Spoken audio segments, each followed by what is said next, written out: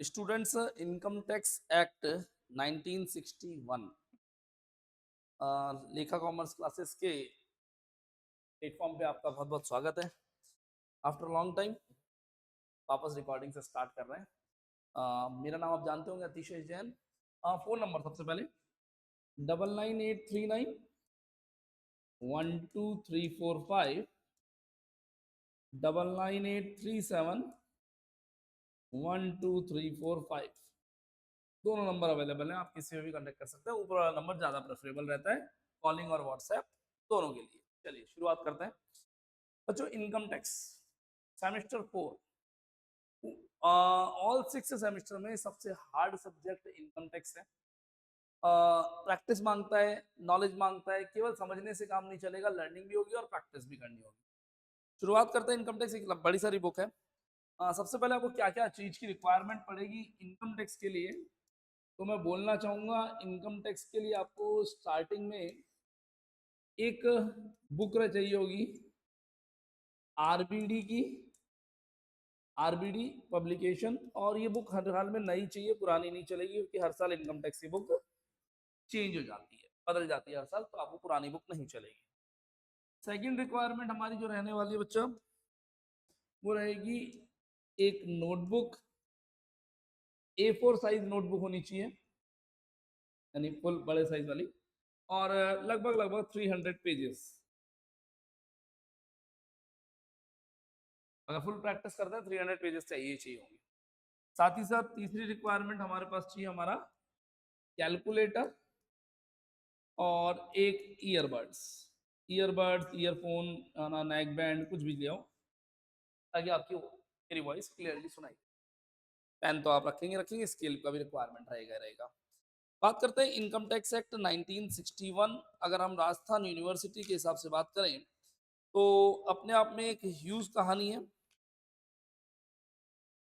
सबसे पहली requirement, copy की स्टार्टिंग के 6 पेजेस ब्लैंक छोड़ दीजिए, खाली छोड़ दीजिए, कुछ नहीं लिखना। सर ऐसा क्यों?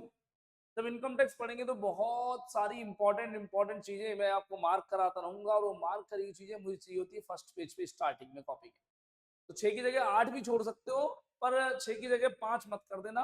8 पेजेस, 6 पेजेस, 8 पेजेस आप खाली छोड़ दीजिए। बाद में जब हम स्टडीज करेंगे, हमारे पूरे कोर्स के बीच में बहुत ज्यादा काम आने वाली है। आइए शुरुआत करते हैं छोटी छोटी मगर मोटी बातों से। थोड़ा सा एक बार मैं सेट ऑफ करता हूँ उसको थोड़ा सा। यस, सारी बातों को एक साइड हटाते हैं। सबसे पहला बात करते हैं, ये टैक्स होता क्या है, आखिरकार ये बला है क्या टैक्स। और जो टैक्स बोले तो हिंदी में बोलते हैं इसको कर। पुराने जमाने में इसको बोला करते थे लगान। ये मूवी तो सबने देखी होगी। सर ये लगान क्या बला है? बहुत सिंपल सी बात बताएं। एक राजा प्रजा से, एक राजा अपनी प्रजा से, यानी एक एम्पायर का जो किंग है, वो अपनी पब्लिक से कुछ कलेक्शन करता है स्टेट को डेवलप करने के लिए। कैसा डेवलपमेंट? पानी आएगा, बिजली आएगी, रोड आएगी, हॉस्पिटल बनेंगे, स्कूल्स बनेंगे, और आपको दुनिया भर की फैसिलिटीज मिलने वाली है। उसके लिए एक राजा, एक किंग, एक सरकार अपनी पब्लिक से पैसा इकट्ठा करती है। और वो पैसा इकट्ठा किस वे में करती है बच्चा? टैक्स के। सर इसका मतलब हमारी गवर्नमेंट गरीब है जी? शायद। एक तरफ जवाब आएगा हाँ, और एक तरफ जवाब आएगा ना, कि हमारी गवर्नमेंट अमीर है कि गरीब। आगे बढ़ने से पहले बोलना चाहूंगा, अभी बुक्स की रिक्वायरमेंट नहीं है। बुक्स की रिक्वायरमेंट हमें 2 दिन बाद पड़ेगी। अभी बुक नहीं है तो भी आप क्लास को चालू रखिएगा, कंटिन्यू सुने और इंटरेस्ट ले। मैं क्या कहानियां सुना रहा हूँ, मैं अभी पढ़ा नहीं रहा, स्टोरी माइंड मेकअप कर रहा हूँ। आइए शुरुआत कर रहे हैं, ध्यान दीजिएगा। एक राजा, किंग, अपनी पब्लिक से, अपनी प्रजा से पैसा इकट्ठा कर रहा है अपनी स्टेट को डेवलप करने के लिए। हम अभी इंडिया में बात करें तो हमारे यहाँ डेमोक्रेसी है, और उस डेमोक्रेसी में किसी ना किसी पॉलिटिकल पार्टी के किंग को हम हमारा पीएम और प्रेसिडेंट बनाते हैं। ठीक है, प्रेसिडेंट सॉरी पार्टी से नहीं होता, प्रेसिडेंट तो राष्ट्रपति होता है, तो मेन सर्वेसर्वा है। लेकिन जो सरकार चलाते हैं उनका हेड को प्राइम मिनिस्टर कहते हैं हमारे यहाँ, और वो प्राइम मिनिस्टर जी हमसे टैक्स वसूल करते हैं सरकार के राजकोष में पैसा इकट्ठा करने के लिए। यानी हमारी सरकारें गरीब है? जवाब कह सकते हैं हाँ, जवाब कह सकते हैं ना। आइए थोड़ा और डिटेल में चलते हैं। सबसे पहले बात करेंगे, क्या हमारा इंडिया गरीब है या अमीर है? और अमीर है तो टैक्स की रिक्वायरमेंट ही नहीं पड़नी चाहिए, और गरीब है तो कैसे है सर, क्या वो टैक्स कैसे कैसे वसूल कर सकता है, ये सारी बात करेंगे बच्चों। सबसे पहले बात करेंगे कुछ अमीर कंट्रीज जो कि टैक्स लेती ही नहीं है। ऐसी किसी एक कंट्री का नाम बनाओ जो टैक्स नहीं लेती। सर टैक्स नहीं लेती इसका मतलब वो कंट्री अपनी पब्लिक से पैसा इकट्ठा नहीं करती? नहीं करती। क्यों? ऑलरेडी सरकार बहुत अमीर है। हम क्या गरीब है क्या? मेरे देश की धरती सोना उगले उगले हीरे मोती, हम भी तो अमीर ही है जी। हम जो अमीर है ना वो अलग टाइप के हैं। करेंगे बात थोड़ा डिटेल में, सुनते हैं और समझते हैं। सबसे पहले एक ऐसी कंट्री का नाम सोचते हैं जहाँ टैक्स नहीं लगता हो, और उसके हमारे पास सबसे पहला नाम आता है यूएई, संयुक्त अरब अमीरात। और जिसको एक सिटी को आप दुबई भी कहते हैं, दुबई, शाहजहां, ये वाला एरिया, यहाँ पर टैक्स ना के बराबर है बच्चा, टैक्स लगता ही नहीं है। क्यों? ये लोग ऑलरेडी पहले से बहुत ज्यादा रिच क्लास है, पहले ही बहुत अमीर है ये लोग। सर ऐसा क्यों? इनके यहाँ पर कुछ ऐसा प्रोडक्ट निकलता है जो कि पूरे वर्ल्ड को रिक्वायरमेंट होती है। जी हाँ, अभी रिसेंटली एक फाइट चल रही है ईरान और इसराइल के बीच में, बीच में आ रहा है हॉर्मोस, और वहां पर सबसे बड़ी लड़ाई चल रही है ऑयल और गैसेस की। और बिल्कुल उसी कॉर्नर पे, हॉर्मस के कॉर्नर पर ही है हमारा दुबई। तो यहाँ से भी बहुत ज्यादा कच्चा तेल, क्रूड ऑयल जमीन से निकलता है, और उस क्रूड ऑयल की रिक्वायरमेंट पूरे वर्ल्ड को पड़ती है। कोई मशीन बिना क्रूड ऑयल के नहीं चलती, कोई फैक्ट्री क्रूड ऑयल से बिना नहीं चल सकती, प्रोडक्शन नहीं हो सकता। हर देश को रिक्वायरमेंट है, और इनके पास तेल के कुएं हैं, ईरान के पास, इराक के पास, संयुक्त अरब अमीरात के पास, इनके पास। तो यहाँ पर ये बहुत ज्यादा कमाते हैं, तो इनको टैक्स का रिक्वायरमेंट नहीं पड़ता। तो एक बार इनको तो हटाते हैं साइड, ये हमारा सब्जेक्ट मैटर नहीं है। हमारी सब्जेक्ट मैटर कहता है हमारा इंडिया। सब बहुत सिंपल सी बात कहूंगा, इंडिया के पास कमाने के सोर्सेज तो हैं कम, और खर्चे करने के लिए बहुत ज्यादा एप्लीकेशंस हैं। कैसे सब?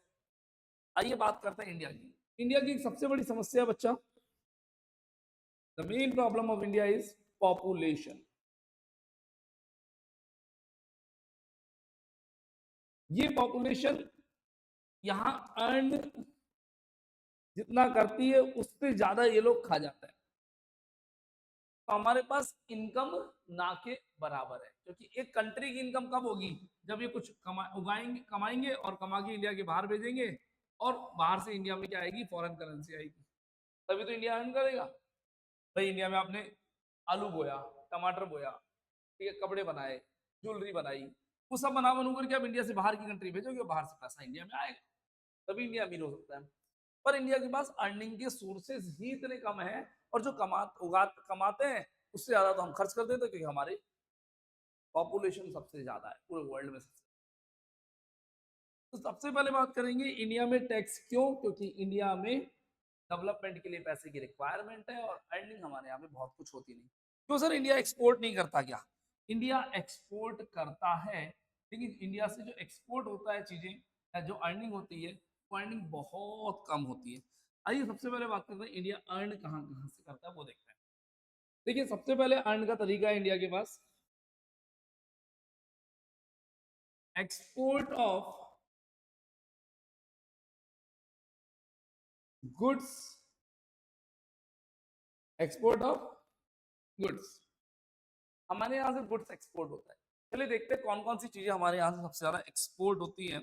आप कुछ आइडिया देंगे तो नंबर 1 आता है मेरे पास स्पाइसेस, यानी मसाले।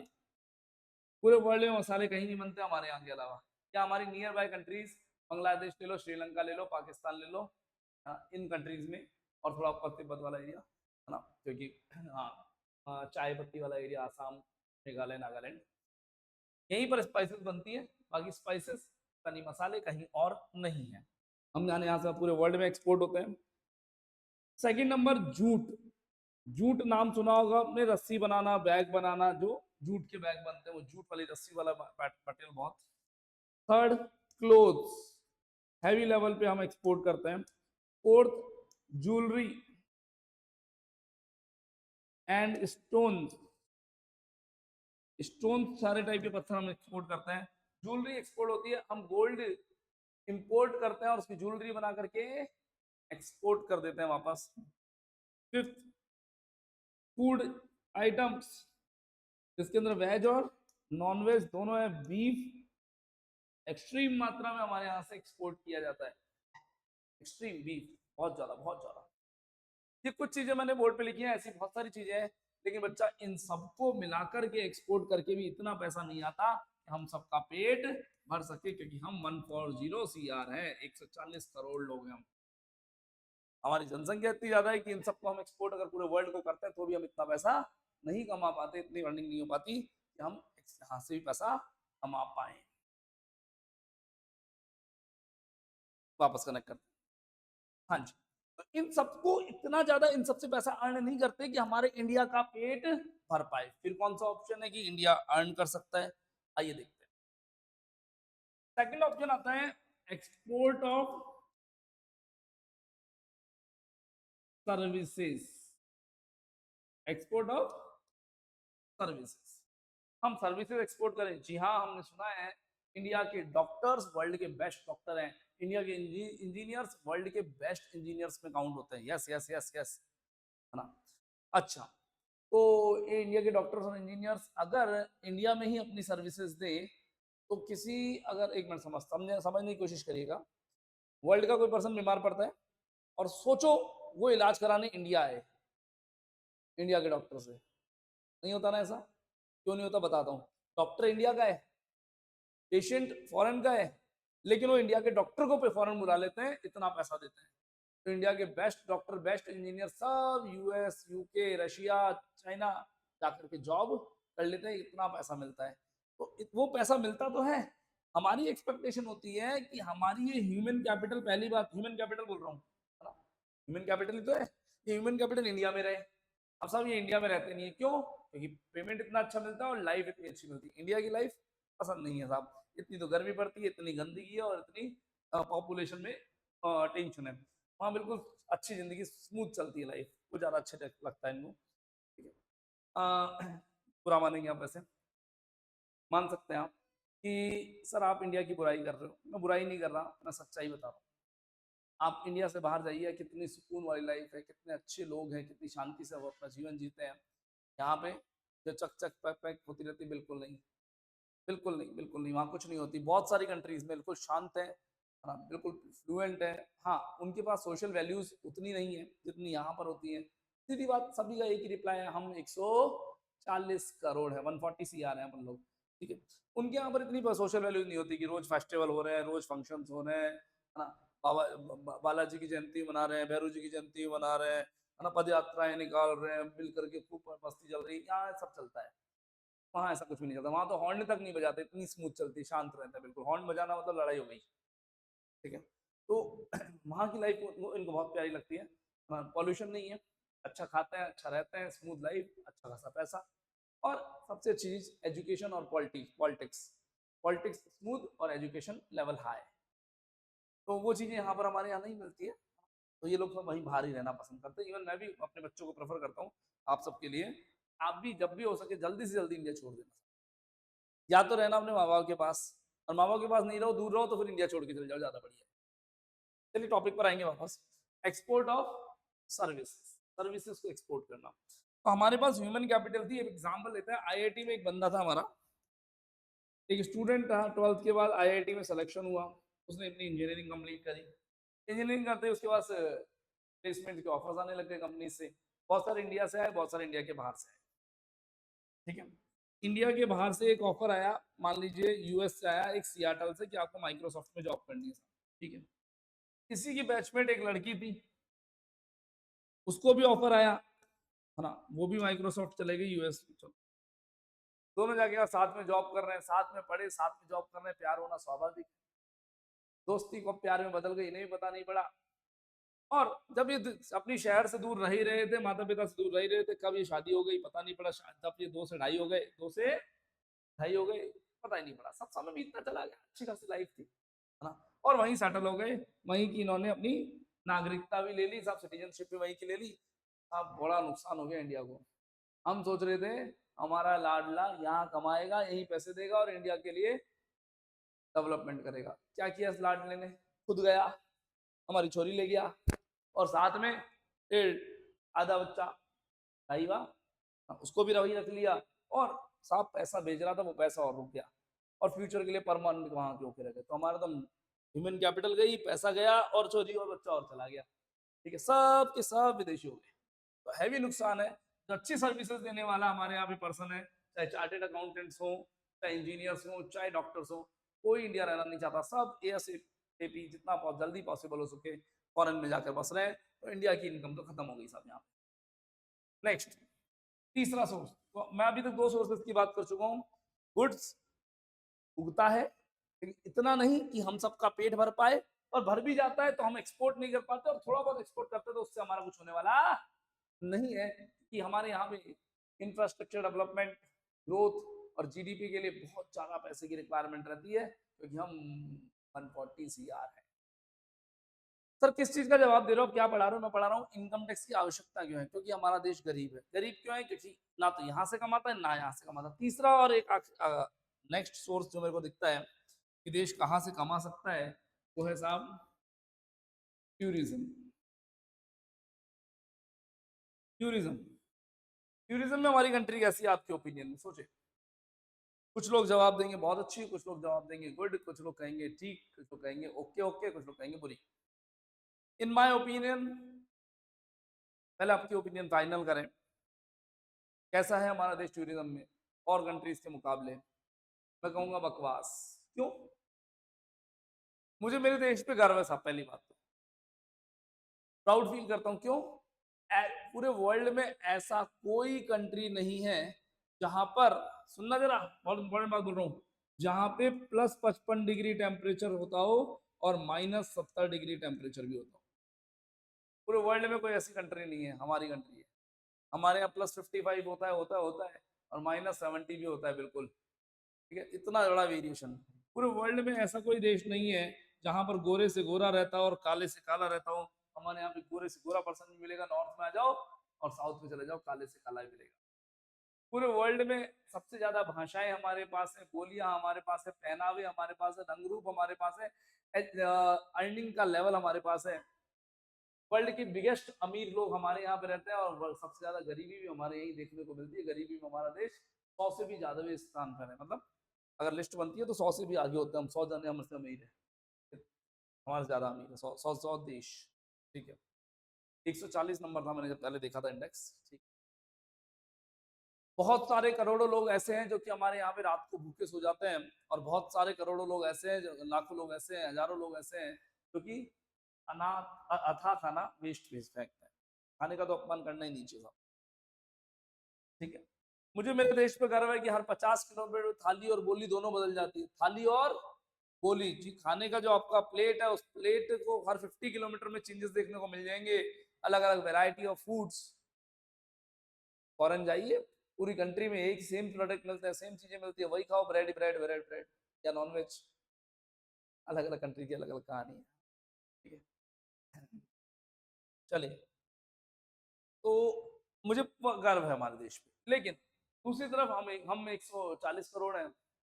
हमारे यहाँ पे टेम्परेचर देखिए, विदेशी सैलानी यानी विदेशी पर्यटक जब इंडिया आते हैं तो इंडिया आने पर उनको सबसे ज्यादा टेम्परेचर इशू करता है, क्योंकि हमारे यहाँ जो टूरिस्ट के लिए सबसे बेस्ट टाइमिंग है वो केवल और केवल नवंबर दिसंबर जनवरी है। एक्सटेंड करके हम इसे अक्टूबर से फरवरी बोल देते हैं, पर रियल में तो नवंबर दिसंबर जनवरी है, और उसमें भी दिन में तो हालत खराब हो जाती है सब।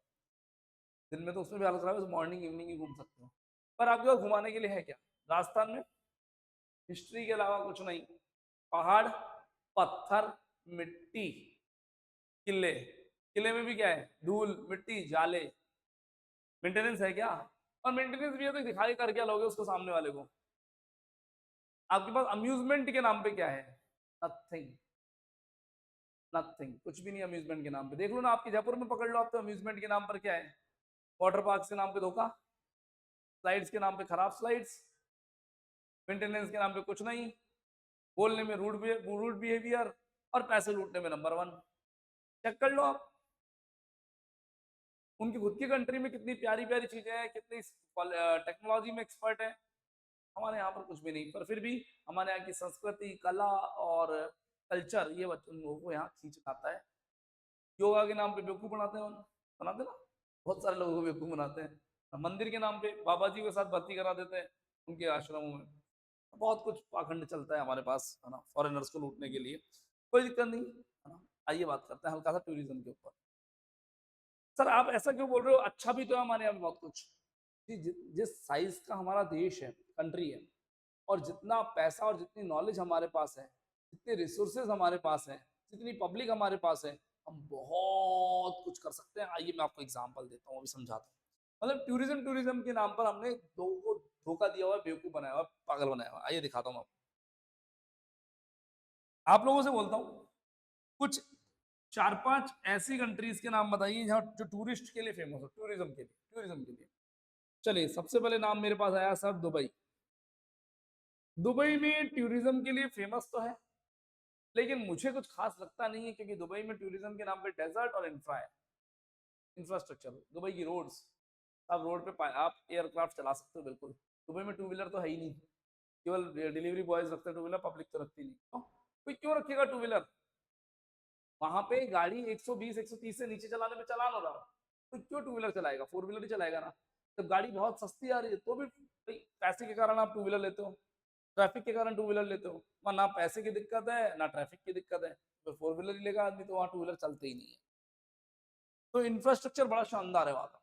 और डेजर्ट की बात करें तो हमारा थार रेगिस्तान के अंदर आप चले जाओ, सम सैंड ड्यून्स आप में से कई लोग गए होंगे। सम सैंड ड्यून्स उनसे, उनकी रेगिस्तान से ज्यादा अच्छा है, बहुत ज्यादा अच्छा है। तो हम जैसलमेर जाना पसंद करेंगे, दुबई क्यों जाएंगे, है ना। बट ठीक है, दुबई में टूरिज्म के नाम पे बहुत कुछ चलता है। तो दुबई से पहले ज्यादा नंबर आता है बच्चों, Singapore. Singapore super. Singapore tourism में तो है ही है, टूरिज्म के अलावा टेक्नोलॉजी, एजुकेशन, स्किल्स में बहुत ज्यादा काम करता है। लेकिन मैं बात बताना चाहूंगा, सबसे पहले तो सिंगापुर के लिए मैं बहुत ज्यादा अप्रिशिएट करता हूँ कि इन्होंने अम्यूजमेंट के नाम पे पूरा का पूरा एक आइलैंड फिक्स कर रखा है। नाम सुना होगा आपने, सेंटोसा आइलैंड। जिन्होंने सेंटोसा आइलैंड नहीं सुना, आपने सुना होगा यूनिवर्सल स्टूडियो। ये संतोषा आइलैंड पर ही है यूनिवर्सल स्टूडियो, एक पार्क है छोटा सा। संतोषा आइलैंड इतना बड़ा है, उस पर यूनिवर्सल स्टूडियो इतना सा छोटा सा। और ये सेंटोसा आइलैंड आइलैंड इतना अम्यूजमेंट में है कि यहाँ की राइड्स, यहाँ का अम्यूजमेंट, मैं खुद गया तो मैंने एक्सपीरियंस किया कि आप 3 से 4 दिन लगा दो, ये सेंटोसा आइलैंड खत्म होने वाला नहीं है। 4 दिन तो मैं तो कवर ही नहीं कर सकते, इतना बड़ा आइलैंड है, इतना कुछ है इसमें। तो और सबसे मेन बात सिंगापुर के बारे में बताऊंगा। सिंगापुर की साइज पता है कितना बड़ा? सिंगापुर आपके जयपुर से छोटा है सिंगापुर। आप साइकिल से नाप सकते हो पूरे दिन में आराम से, है जयपुर से छोटा है। हाँ, 24 किलोमीटर यू, 45 किलोमीटर यू, बस। है ही नहीं, सिंगापुर खत्म है छोटे से में। आपके जयपुर से छोटा है सिंगापुर, फिर भी पूरे वर्ल्ड के लोगों को खींचता है अपनी तरफ, और टूरिज्म टूरिज्म से एक अच्छा खासा जीडीपी बना करके लेके जाता है ना। अगला देश थाईलैंड, सुपर साहब, पूरी की पूरी इकोनॉमी टूरिस्ट पे टुकी हुई है साहब इनके यहाँ पे। तो पूरा का पूरा इकोनॉमी टूरिस्ट पे टिकी हुई है, सब कुछ कमाते ही टूरिस्ट से है, तो कमाई खाई सब तो इनका टूरिस्ट पे चलता है। Number next, Indonesia. जैसे आप बाली बोलते हैं, बाली वहां की सिटी का नाम है। यहाँ पर एग्रीकल्चर और टूरिज्म के अलावा कुछ नहीं है। एग्रीकल्चर और टूरिज्म के अलावा कुछ नहीं बस यहाँ पर। इसके अलावा आप जाते तो आजकल वियतनाम आने लग गया है लिस्ट में। ऐसे कई छोटे छोटे छोटे देश हैं जो कि आपको 50-55 हजार रुपए के अंदर इजीली, इंडियन 50-55 हजार रुपए में आपको फॉरेन टूर करा देते हैं, और आप आराम से 4 रातें 5 रातें घूम करके आ सकते हो। भाई साहब आपको सच्चाई बताता हूँ, थाईलैंड जाना सस्ता है, दुबई जाना सस्ता है, इंडोनेशिया जाना सस्ता है, लद्दाख जाना महंगा है। इंडिया में लद्दाख जाओगे महंगा पड़ेगा, केरला जाओगे महंगा पड़ेगा, आप इन कंट्रीज उससे सस्ते में जाके आ सकते हो। उन्होंने इतना कुछ डेवलप किया हुआ है, इतना ईजी किया हुआ है टूरिस्ट के लिए कि यहाँ पूरे वर्ल्ड का टूरिस्ट यहाँ पे आता है, और एक बार नहीं कई बार आता है, कई बार आता है, इतना पैसा देकर आता है। हम चाहते हैं फिरंगी हमारे इंडिया आए, बोरा भर के आए और खाली हाथ जाए। जी, बोरा भर के आते हैं, खाली हाथ जाते हैं, लेकिन खुश होके नहीं जाते और दोबारा कभी नहीं आते। ऐसा हमारा देश है। यहाँ इशू आ रहा है कि टूरिस्ट से हम बहुत ज्यादा नहीं कमा पा रहे।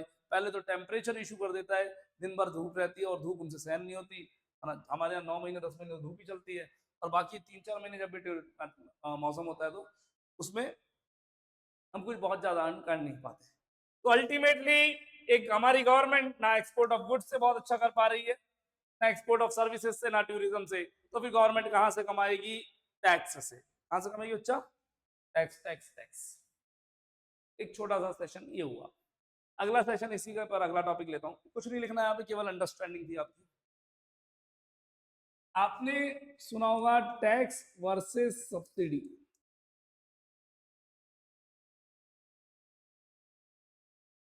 गवर्नमेंट चाहती है अमीर पर्सन जो हो उस पर ज्यादा से ज्यादा क्या लगाया जाए? टैक्स लगाया जाए, क्योंकि उस पर टैक्स लगाने में कोई फर्क पड़ता नहीं। और लेकिन जो गरीब पर्सन है, पुअर क्लास है ना, उनको सबसे ज्यादा सब्सिडी दी जाए। सब्सिडी मतलब 100 रुपए की चीज उन्हें 50 रुपए में, 40 रुपए में, 30 रुपए में प्रोवाइड कराई जाए, ताकि वो भी अपनी जिंदगी अच्छे से निकाल पाए। पर इसको 100 रुपए की चीज 40 में दोगे तो बाकी 60 कहाँ से आएंगे? इस अमीर के टैक्स से आएंगे। आइए एक एग्जाम्पल देता हूं। हमने एक फरारी कार खरीदी, कीमत 1 CR, इस पर टैक्स लगाया गया 1.10 CR, और गाड़ी बढ़ गई 2.10 CR। ये सर क्या बात करो, गाड़ी की कीमत से ज्यादा टैक्स? जी हाँ। गवर्नमेंट ने इससे लगभग 1 करोड़ रुपए टैक्स ले लिया। इससे कोई फर्क पड़ गया क्या? बिल्कुल नहीं पड़ा। इसको पता था मुझे गाड़ी खरीदूंगा तो मेरे को 1 करोड़ की गाड़ी और 1 करोड़ का टैक्स देना है, लेकिन लेकिन लेकिन इस 1 करोड़ रुपए से बहुत सारे गरीबों के घर में चूल्हा जल जाएगा, गैस जल जाएगी। ये गरीब जो लकड़ी से अपना चूल्हा जलाता था, अब मैं कहूंगा भैया तू कैरोसिन खरीद ले और उस कैरोसिन से स्टोव पर खाना बनाया कर। बोले कैरोसिन मेरे हम नहीं खरीद सकते, 40 रुपए लीटर है, गवर्नमेंट कह रही है 5 रुपए लीटर दे देंगे तेरे को, 35 रुपीज की सब्सिडी दे देंगे। सब्सिडी के 35 रुपीज कहाँ से आएंगे? इस अमीर की फरारी से आएंगे। फिर थोड़े दिन बाद गवर्नमेंट कहती है कि कैरोसिन को छोड़ और तू आ जा एलपीजी पर और एक चूल्हा ले ले। बोले एलपीजी का सिलेंडर भाई साहब 1,000 रुपए का आता है। गवर्नमेंट कहती है हम इसमें तेरे को सब्सिडी दे देंगे 300 रुपए की, 400 रुपए की, तेरे 700 का ही पड़ेगा। और ये 300 रुपए की गवर्नमेंट सस्ता कर रही है, ये गवर्नमेंट अपनी जेब से पैसे दे रही है। कहाँ से लेकर के? इस अमीर से लेकर। तो गवर्नमेंट हमेशा जितने भी लग्जरी प्रोडक्ट होंगे, लग्जरी प्रोडक्ट होंगे, लग्जरी प्रोडक्ट होंगे जो अमीर यूज करता है, इस पर हैवी से हैवी टैक्स लगाएगी। और जितनी भी नेसेसिटीज होंगी, रोटी कपड़ा मकान, मेडिकल्स, एजुकेशन, उनको सस्ता करने की कोशिश करती है, यहाँ से पैसा लेके यहाँ पे कवर अप करती है। ये एक बेसिक फंडा और हुआ। आइए थोड़ा सा स्टडीज की तरफ मूव करते हैं। बच्चों टैक्स को हम 2 पार्ट्स में डिस्ट्रीब्यूट कर सकते हैं, डायरेक्ट टैक्स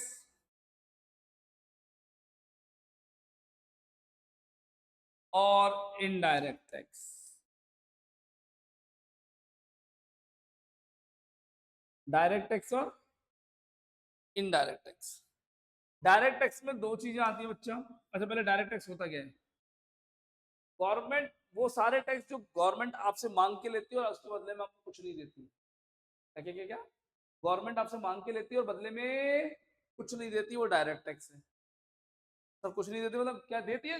हाँ ना, विकास आएगा, प्रगति आएगी, ग्रोथ और डेवलपमेंट, ग्रोथ और डेवलपमेंट। इनडायरेक्ट टैक्स गवर्नमेंट आपसे मांगती नहीं है, आप प्रोडक्ट खरीदते हो, उस प्रोडक्ट की प्राइस के साथ ऑटोमेटिकली पे हो जाता है। सर जीएसटी कह दो ना, goods and services tax. Yes, goods and services tax. Excise duty, excise duty जब गुड्स बनता है तभी लग जाती है। कस्टम, कस्टम ड्यूटी, वैट या कोई इंपोर्ट ड्यूटी वगैरह लगती है, तो वो सब आपके पास एडिशनली ऐड होकर के इसमें प्रोडक्ट के साथ ऐड होकर के चले जाती है, अलग से नहीं देनी। डायरेक्ट टैक्स जो गवर्नमेंट हमसे मांगती है अलग से, भैया डेट आ गई टैक्स दो, इसके दो एग्जाम्पल हैं, इनकम टैक्स और वेल्थ टैक्स।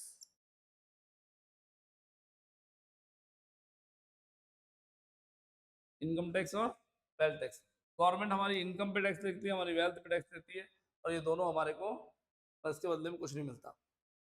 ये आपको नॉलेज के लिए बताया है, ये कहीं काम आने वाला नहीं है, कि आपके सिलेबस में केवल और केवल इनकम टैक्स है बच्चा। आपके सिलेबस में क्या है बच्चा?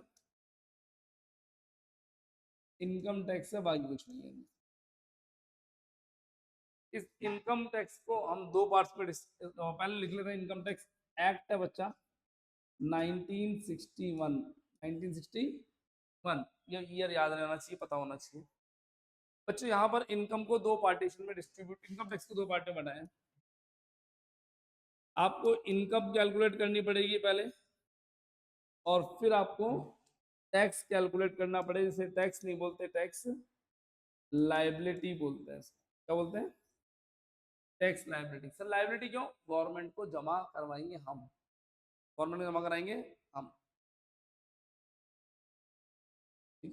तो इनकम टैक्स जो डिपार्ट का टैक्स लाइबिलिटी है,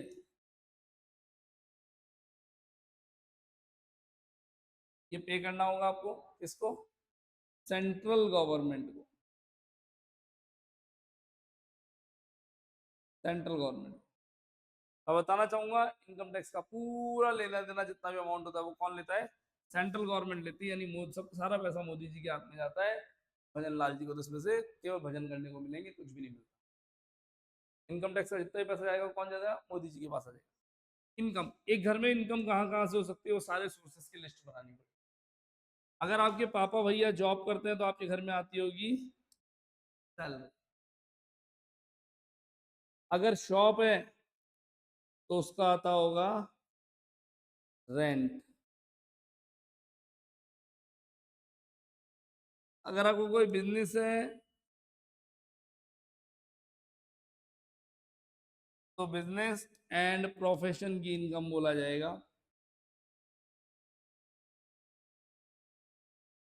बिजनेस और प्रोफेशन। असेट सेल करके पैसा कमा रहा है,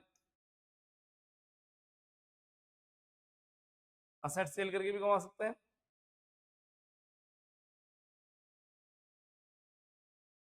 लॉटरी,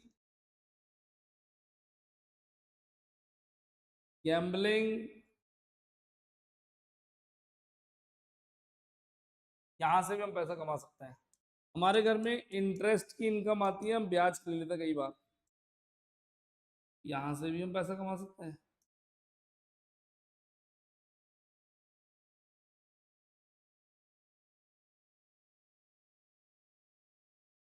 ठीक है।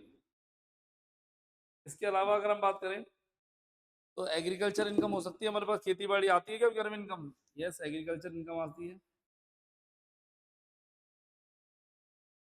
रेंट देना, रेंट की इनकम आती है। डिविडेंड की इनकम भी आती है।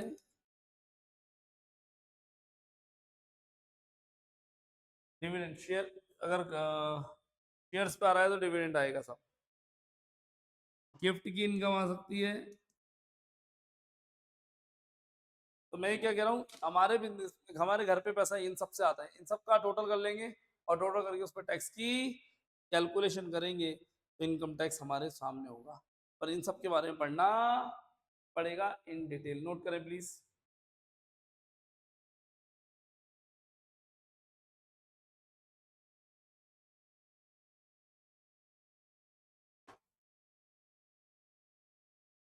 अभी तक जो बातें करी है मैंने वो सब कॉमन बातें करी हैं, कुछ भी मैंने स्पेसिफिक नहीं पढ़ाया। अब स्पेसिफिक क्लास आएगी वो हम आगे लेंगे, लेकिन अभी हम इतना ही ले रहे हैं, नेक्स्ट क्लास में बात करेंगे। Thank you.